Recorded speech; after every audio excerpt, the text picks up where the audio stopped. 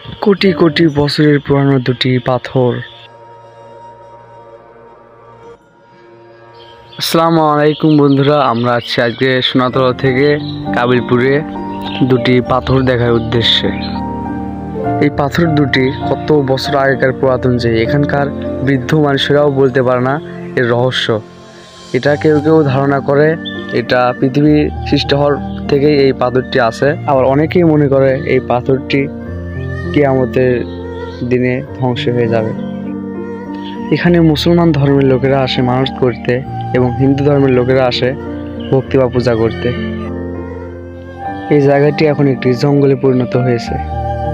পাথরের পাশাপাশি এখানে দুইটি কবরও একই দিনে একই সময় মাটির তল থেকে উঠে এসেছে। ওই পাকা জায়গাটিতে দুটি কবর অবস্থিত।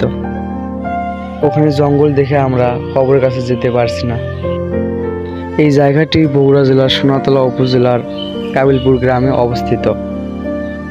তো ভিডিওটি ভালো লাগলে আমার পেজটি ফলো করবেন। ধন্যবাদ।